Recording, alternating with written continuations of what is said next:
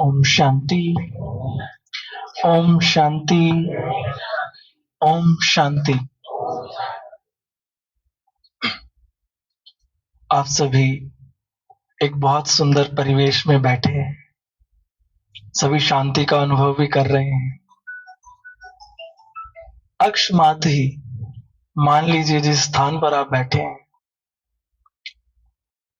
यहाँ की लाइट चली जाए और पीछे की दीवार आपकी तरफ बढ़ने लगे और धीरे धीरे दाएं और बाएं की दीवार भी आप ही की तरफ सरकनी शुरू हो जाए, इस सभा में क्या होगा?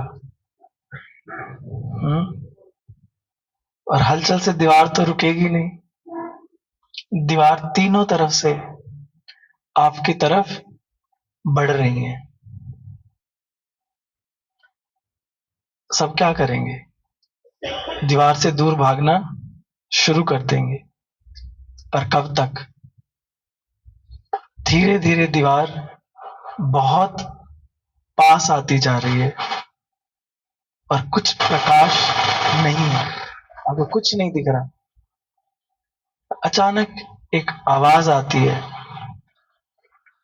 आपके पास एक चाबी है, उसे निकालो।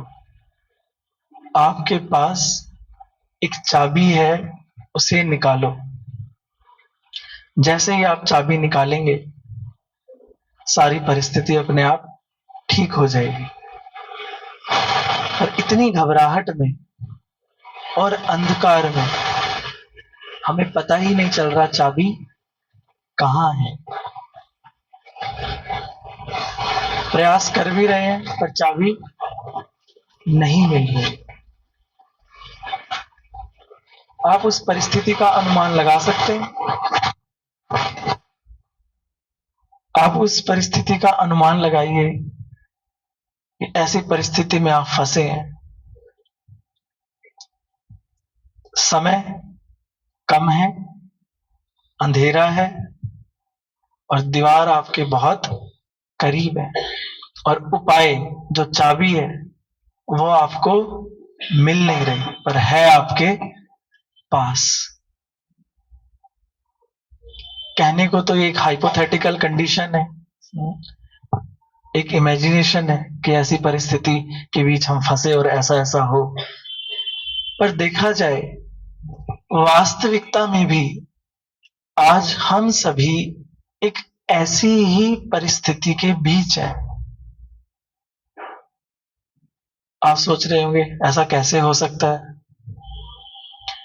आज हमारा जीवन या जिन भी परिस्थितियों में हम हैं, जिन संबंधों में हम हैं, हर एक बार गहराई से देखे कि कौन सी दीवार मेरी तरफ चली आ रही है और इनसे निकलने का रास्ता, वो चाबी कौन सी है जो कि हमें मिल नहीं रही है।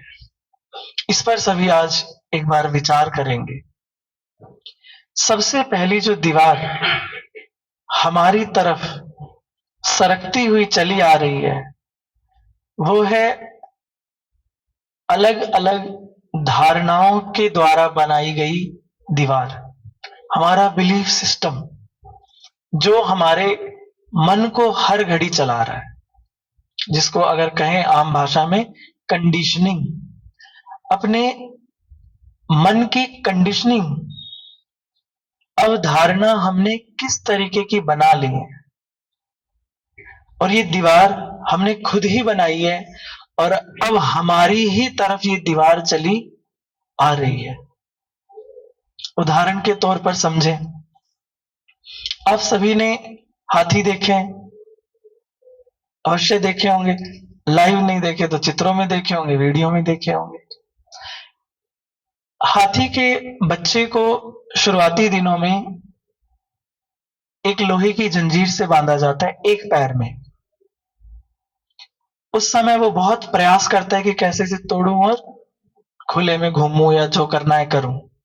पर उस समय वो उस लोहे की बेड़ी को तोड़ने में असमर्थ होता है। 3 या 4 दिन प्रयास करता है। जब उसे महसूस हो जाता है कि ये मेरे बस की बात नहीं है, वो मेहनत करना छोड़ देता है। और आप देखेंगे जब हाथी बड़ा हो जाता है उसके बाद भी उसी जंजीर से एक पैर से बंधा हुआ रहता है और हिलता नहीं है।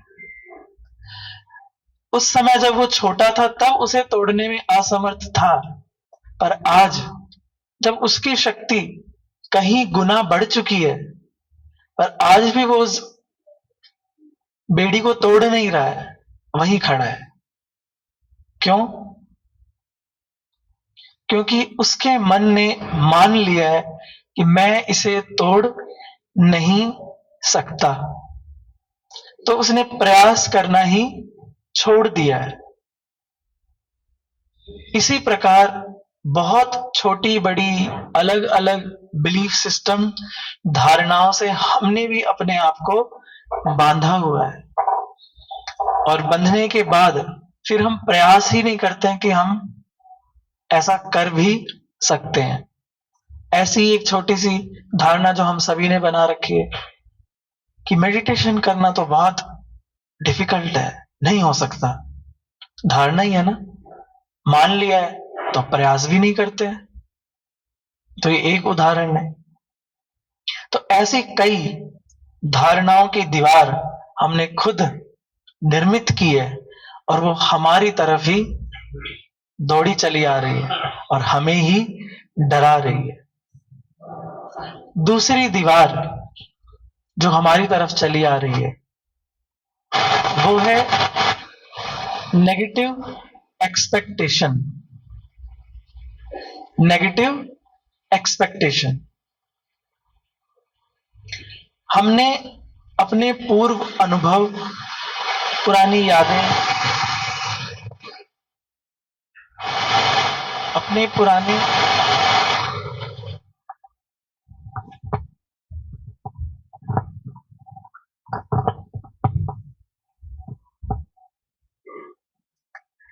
जो भी पुराना पहले कभी हम सभी के साथ घटित हुआ है या सुना है, उसके बेसिस पे भी हम बहुत सारी धारणाएं अपने मन में बना लेते हैं और उसी प्रकार फिर हमारा जीवन चलता रहता है, उससे हम बाहर आते ही नहीं है।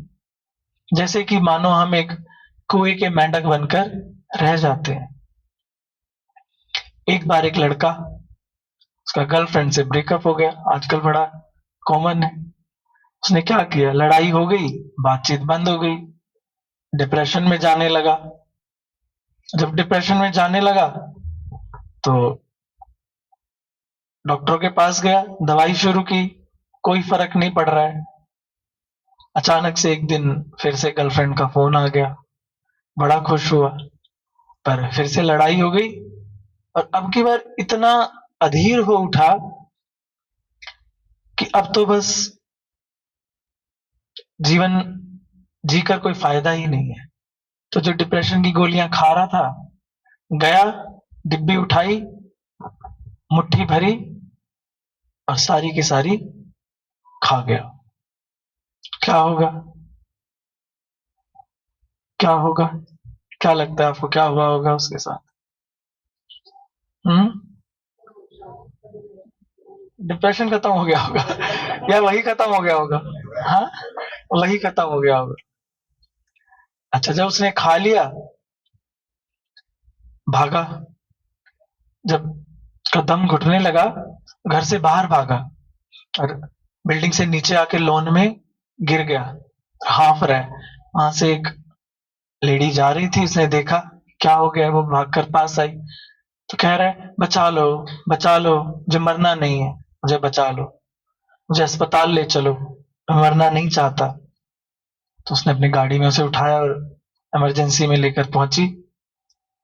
अब इमरजेंसी में डॉक्टर्स ने पूछा क्या हुआ, बस कह रहा है मुझे बचा लो, मुझे बचा लो। तो उसका बीपी, शुगर, सारे ब्लड टेस्ट भेज दिए। देखा सब रिपोर्ट्स नॉर्मल आ रही हैं, बस बीपी थोड़ा सा लो है, बाकी सब कुछ ठीक है। उसको ऑक्सीजन मास्क लगा दिया, सलाइन ड्रिप लगा दी। फिर उससे पूछा, जब सारी ट्रीटमेंट शुरू हो गया, क्या हुआ बताओ? कहा मैं ये डिप्रेशन की गोली खाता हूँ और मैंने ये मुट्ठी भर के एक साथ खा ली। तो कहा किस डॉक्टर से दवाई लेते हो? इसकी डिब्बी पे कोई दवाई का नाम उन्हें नजर नहीं आया। तो उसने बताया डिटेल्स। उन्होंने डॉक्टर को फोन करके अस्पताल में बुलाया कि कौन सी दवाई ये खा रहा था और क्या थी वो दवाई जो इसने इतनी सारी खा ली है, तभी हमें पता चले, उस हिसाब से आगे दवाई दें। तो फोन करके बुलाया गया। तो डॉक्टर आया, उसकी डब्बी देखी, उस पे क्यूआर कोड था, उसको स्कैन किया, फिर हंसा। डॉक्टर बहुत जोर से हंसा। सबसे देख रहे हैं कि ये यहाँ सुसाइड करके ये यहाँ पहुंचा है, ये मूर्ख से देखकर दांत निकाल रहा है। उसने पूछा ये आप हंस क्यों रहे हैं? कहा जब ये मेरे क्लिनिक पर आया, एक एड देखकर आया था। उसकी टीवी में एक एड आ रही थी कि नई दवाई डिप्रेशन की लॉन्च हुई है और ये बड़ी चमत्कारिक सिद्ध होगी। अब तक हिस्ट्री में ऐसी कोई दवाई नहीं बनी है और इस दवाई से बहुत लोगों का उद्धार हो जाएगा। वो एड देख के, डिप्रेशन में तो था ही, ब्रेकअप हुआ था, तो डॉक्टर के पास भाग गया था। और जब भी किसी नई दवाई का ट्रायल किया जाता है तो दो ग्रुप बनाए जाते हैं, एक को असल दवाई दी जाती है और एक को कुछ भी दे दिया जाता है, मीठी गोली या कुछ भी जिसका कोई प्रभाव ना हो। तो कहा ये उस ग्रुप में था जिसको मीठी गोली दी थी, तो इसकी डब्बी में सिर्फ मीठी गोलियां थी और कुछ भी नहीं था। फिर वो खुद भी हंसा। तो अब जब मीठी गोली खाई उसने, उसका सांस क्यों फूल गया, क्यों नीचे लेट गया, क्यों उसे लगा मैं मर रहा हूं, सांस रुक रही है। क्या लगता है अब आपको? तो ये एक्सपेक्टेशन थी ना कि डिप्रेशन की गोली है और ज्यादा खा ली जाए तो क्या होगा? कि आपने भी यही सोचा ना, इतनी गोली खा ली तो क्या होगा? मरेगा। तो उसके मन में भी क्या था, मुट्ठी भर के गोली खाई है, अब तो बचूंगा नहीं। तो बार बार क्या सोच रहा था, अब तो बचूंगा नहीं। शरीर ने, उसने जो कहा, शरीर ने करना शुरू कर दिया। हमारा मस्तिष्क जो ब्रेन है, फिजिकल ब्रेन, वो मन के दिए गए हुए थॉट को सत्य और असत्य के बीच अंतर करना नहीं जानता। हम जैसा थॉट उसे देंगे, ब्रेन उसे ऐसा का ऐसा ही एक्सेप्ट करके काम करना शुरू कर देता है। उसने कहा मैं मरने वाला हूं, ब्रेन ने मान लिया है मरने वाला है और मरने का कार्यक्रम शरीर के अंदर शुरू कर दिया। बीपी लो हो गया, उसकी सांस फूलने लगी और वो गिर गया। टेस्ट किया, थोड़ा सा बीपी लो था, बाकी सब कुछ ठीक है। हमारे ब्रेन ने और शरीर ने उसी तरीके के केमिकल्स का निर्माण शरीर में करना शुरू कर दिया। तो ये कहां से हुआ? हमारी रॉन्ग एक्सपेक्टेशन। इतनी गोली खाई है तो यही यही होगा। अब जैसे उसे पता चला कि तूने मीठी गोली खाई है, ठीक हो गया, अब हंस रहा है। अब एक्सपेक्टेशन क्या? ओह इससे तो कुछ हुआ ही नहीं होगा, तुरंत ठीक हो गया।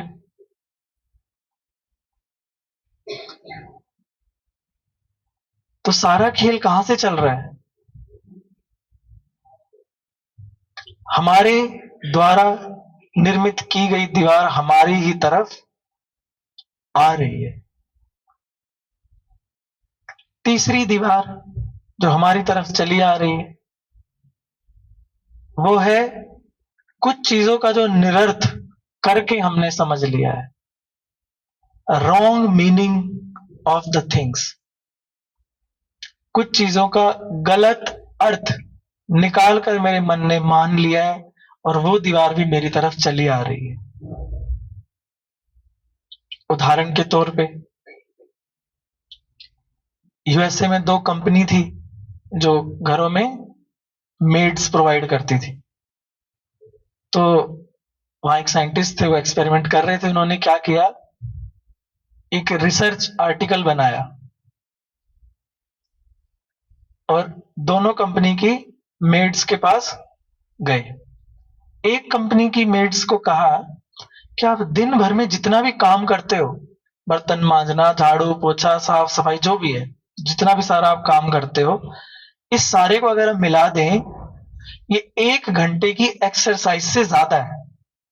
तो जितना आप काम कर रहे हो, इससे आपकी बहुत सारी कैलोरीज अपने आप बर्न होती हैं। तो जो 1 घंटा एक्सरसाइज करके जो वजन कम होता है, वो आपका इतना काम करने से अपने आप ही कम होता रहेगा। तो एक कंपनी की मेड्स को ही बता दिया। दूसरी कंपनी की मेड्स को बताया कि जितना काम आप कर रहे हो, ये बहुत ज्यादा है। इतना काम करने से तो जोड़ों में दिक्कत आनी शुरू हो जाती है। ये बहुत ज्यादा है। को कहीं ना कहीं दर्द होने शुरू हो जाएंगे। कमर दर्द, घुटने दर्द, कोहनी दर्द, बहुत ज्यादा काम है। और 1 महीने बाद फिर से कंपनी में गए, दोनों कंपनी में। जिस कंपनी में मेड्स को कहा गया था कि जितना काम आप कर रही हो उससे बहुत कैलोरीज बर्न होती है, 1 घंटे का वर्कआउट से ज्यादा आपका काम है, बड़ा बेनिफिशियल है ये। तो वहां देखा, वहां सारी मेड्स का 2 से लेके 5 किलो तक का वजन 1 महीने के अंदर कम हो गया है। और जिस कंपनी में ये कहा गया कि आप जो काम कर रहे हैं वो इतना ज्यादा है कि आपको कुछ ना कुछ प्रॉब्लम्स हो सकती हैं, वहां किसी को कमर दर्द, किसी को घुटना दर्द, किसी को कुछ और किसी को कुछ शुरू हो चुका था। कारण निरर्थ जो मान लिया गया। काम वहां भी इतना था, काम यहां भी इतना था। वहां उस काम को अर्थ दिया गया पॉजिटिव वे में कि इस काम से मेरा शरीर स्वस्थ रहेगा, वजन कम होगा। अब ये काम वो पहले भी कर रही थी, पर अब जितनी बार भी काम कर रही थी, अब मन में क्या है, इससे मेरी कैलोरीज बर्न हो रही हैं, ये एक्सरसाइज के बराबर है, इससे मेरे शरीर पर फर्क आएगा। उनका 2 से 5 किलो तक का वजन कम हो गया। यहां वाली ये काम पहले भी कर रही थी, अब भी कर रही है, पर अब करते करते क्या सोच रही है, इतना काम ठीक नहीं है, मेरे शरीर के लिए ठीक नहीं है, इससे मुझे कुछ ना कुछ दर्द हो सकता है। हो गया। हो गया। ऐसे ही नहीं कहा गया है कि सृष्टि की रचना कैसे हुई। मुस्लिम धर्म में कहा जाता है, भगवान ने कहा कुन फया और हो गया। कुन फया माना हो जा और हो गया। हिंदू धर्म में कहते हैं ब्रह्मा ने कहा सृष्टि संकल्पों से रची है, ब्रह्मा ने संकल्प किया और सृष्टि हो गई। तो हम देखें हमारे आसपास की जो सृष्टि चल रही है, कैसे चल रही है, कैसे हो गई। यहां सोचा और यहां हुई। हम अपनी सृष्टि, अपना यूनिवर्स रोज खुद ही बना रहे हैं। आज जिन परिस्थितियों के बीच हम हैं, जिस जीवन में हम जी रहे हैं, जिन परिस्थितियों का सामना कर रहे हैं, हर एक चीज का निर्माण हमने खुद किया है। तो ये 3 दीवार मेरी तरफ चली आ रही। तो शुरुआत में तो जस्ट आपने सोचा था कि दीवार आपकी तरफ चल रही है, पर हम देखें वास्तविकता में भी तो आज हम ऐसी ही परिस्थिति में हैं, जहां हमारी गलत धारणाओं, गलत एक्सपेक्टेशंस और चीजों का निरर्थ समझने से हम कहीं ना कहीं बीच में फंस गए हैं और कुछ रास्ता नजर नहीं आ रहा है। और फिर कहीं से आवाज आई, चाबी आपके पास है, चाबी निकालो। है चाबी आपके पास? है चाबी आपके पास? क्या है चाबी? मेरा बाबा। और पॉजिटिव सोचो, पॉजिटिव थिंकिंग। और कहना तो बड़ा आसान है। और कुछ किसी को और को लगता है कोई और चाबी है जिससे सब ठीक हो जाएगा? है कोई चाबी? मन बना पाओ, बड़ा भारी भरकम शब्द हो गया। विचारों पर कंट्रोल करना। हाँ जी, प्रेयर। और कुछ किसी का कुछ विचार? आप में से आज इस स्थान पर पहली पहली बार कौन आया? तो आप में से किसी की कुछ राय? आपने कहा पॉजिटिव थिंकिंग, कंसंट्रेशन।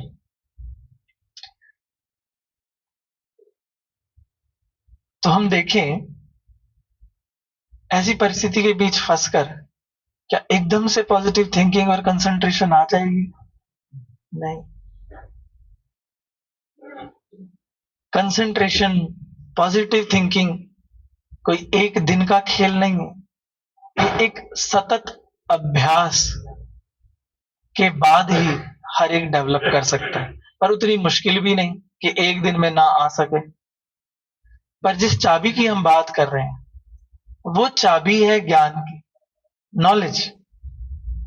अब जैसे मुझे ज्ञात हो कि मैंने जो सोच लिया है, जो धारणाएं बना ली हैं, ये वास्तविकता में सत्य नहीं है, तो उसी वक्त वो दीवार खत्म।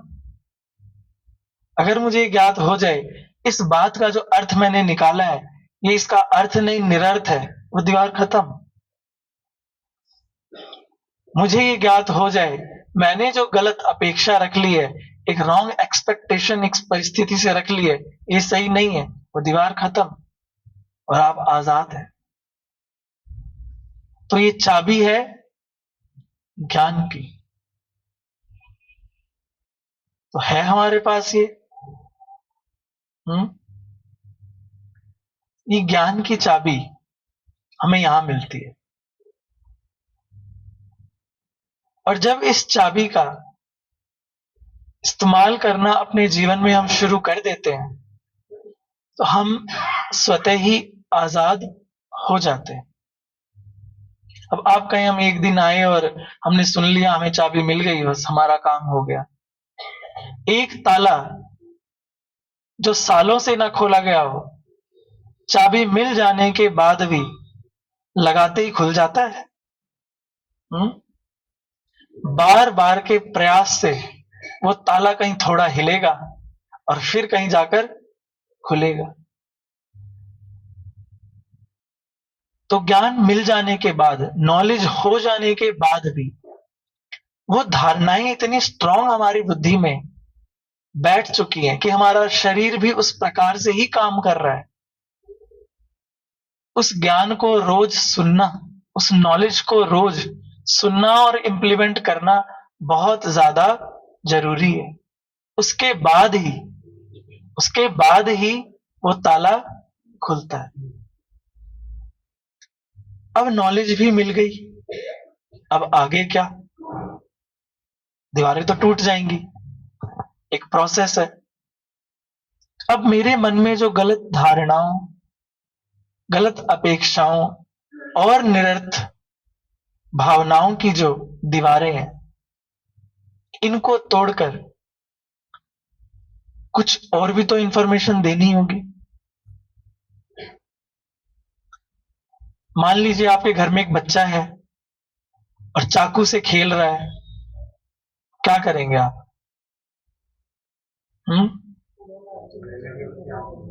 चाकू वो ना दे, खेल रहा है, नहीं देगा, चाकू से मजा आ रहा है, उसके लिए तो खिलौना है, वो चाकू से खेल रहा है। छीन सकते हैं आप उसके हाथ से चाकू? छीनेंगे तो कटेगा, और खेलने दिया तो भी कट सकता है। क्या करें? तो कुछ और खिलौना देना पड़ेगा जो उससे ज्यादा आकर्षक हो। हमारे मन को आदत पड़ चुकी है इसी तरीके से सोचने और चलने की। आप जोर जबरदस्ती रोकने की कोशिश करोगे, मन भारी हो जाएगा। इसलिए कई कहते हैं, जब यहाँ आते हैं, पूछते हैं आपने कभी मेडिटेशन किया है या कोशिश की है? हमने कोशिश करी थी, दिमाग भारी हो गया मेरा, तो हमने फिर उस दिन के बाद से कभी किया ही नहीं। तो बड़ी भारी भरकम चीज है। तो एकदम से विचारों को रोक देना उस चाकू को खींचने के बराबर है। हम अपने मन को विचार ही नहीं कर सकते, मन का काम ही है विचार करना। अब चाकू छीनना है या नया खिलौना देना, हमें एक नए सेट ऑफ थॉट्स अपने मन को देने होंगे, तभी वो धीरे धीरे डिटॉक्सिफाई हो पाएगा। तो जब हम यहां आकर राजयोग मेडिटेशन कोर्स करते हैं, जिसे राजयोग कहा जाता है, तो उसका अभ्यास जब यहाँ कराया जाता है और उसे रोज जब हम प्रैक्टिस करना शुरू करते हैं, जो कि बहुत सहज है, हम अपने डेली रूटीन लाइफ में उसे कर सकते हैं।